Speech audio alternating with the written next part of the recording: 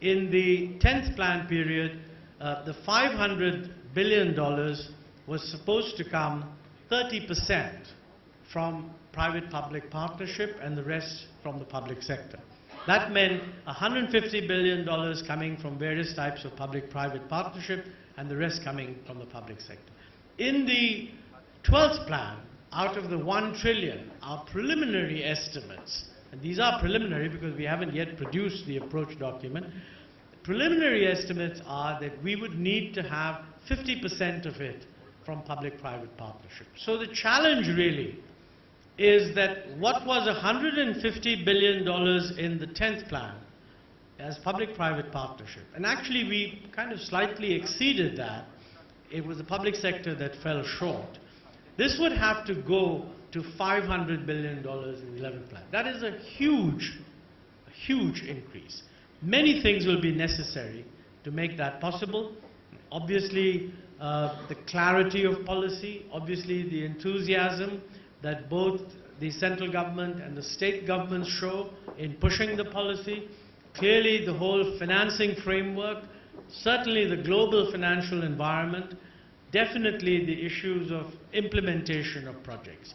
You know, part of the problem in India is that our systems of project clearance, project implementation, getting all sorts of regulatory approvals, etc., all of this is done in a silo-like manner. And we do not have a method that enables a holistic look being taken that if we need so much power, then we're going to need so much coal. And if you're going to need so much coal and we also want to protect the environment, this is how we're going to do it. And if we can't produce the coal domestically and we have to import it, these are the plans we have to import it. Now, I think in the 12th plan, we expect to put a lot of this together.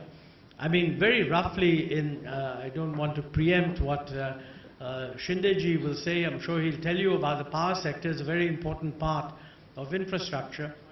But the fact is that in power, he will have added, during the 11th plan, much more than was added in the 10th plan.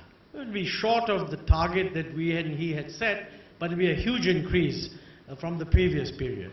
But you know, to achieve something of the order of 9+% GDP growth, the target for the 12th plan has to be adding maybe 100,000 megawatts of power.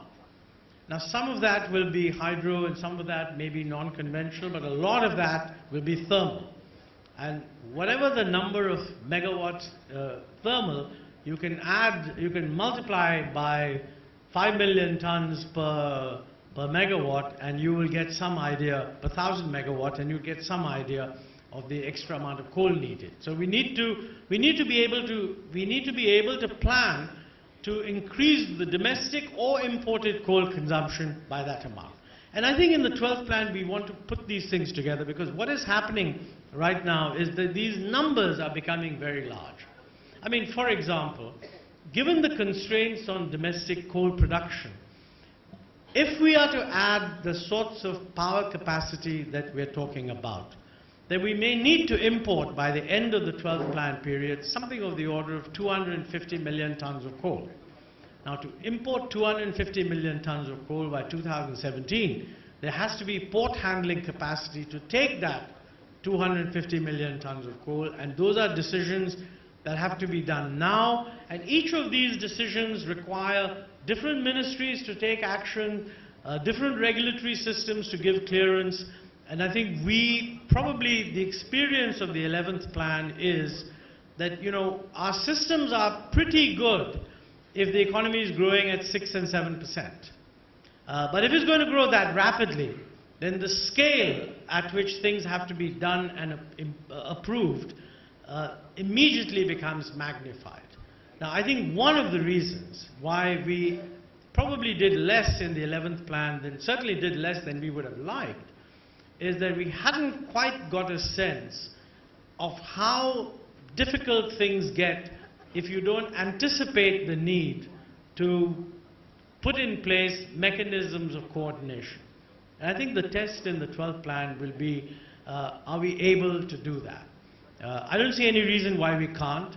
And certainly in the Planning Commission, the infrastructure requirements of high growth will be the central focus of attention, along with issues of health and issues of education. So I'm hoping that by the time the 12th plan starts, which is about this time next year, we will have a much clearer idea of how we are going to tackle these problems. And these are ultimately managerial problems that are not beyond the realm of tackling if one identifies them in advance and sets up mechanisms of conflict resolution. I think one tends not to realize, and I mean in our work on the 12th plan, this has been focused very heavily, that, you know, government organizations work in silos. I mean, each organization does what it is supposed to do. But I'm afraid if you're going to move the economy from modest growth rates to 9+% growth rates, then frankly government organizations have to work in terms of interministerial decision-making processes. And an interministerial decision-making process is not a process in which each ministry takes the relevant decision based on its own policies. They have to be collectively responsible for whatever the end result is.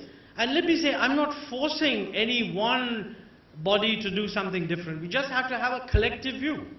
And I think we probably need to put in place mechanisms for consultation, mechanisms for problem resolution, and mechanisms that identify early in the day that merely moving a file from one ministry to the other is not actually going to achieve any result at all.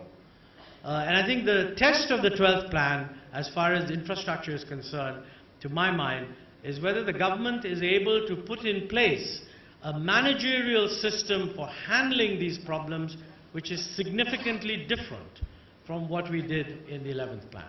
Well, we will lay it all out. It's not for me to say whether we will end up being able to do it, but I think that we need a broader consultation on this. We also need an awareness outside that what are the aspects of decision making that need to be speeded up, and how do you reconcile different concerns which different ministries have, each of which is actually relevant. So it's not a question of not looking at one set of concerns, it's simply a question of collectively making up one's mind, can we solve this problem or can't we solve the problem? I have no doubt that we should be able to solve this problem. And that's really what we're trying to do in the 12th plan, and I hope that the fact that there are companies winning awards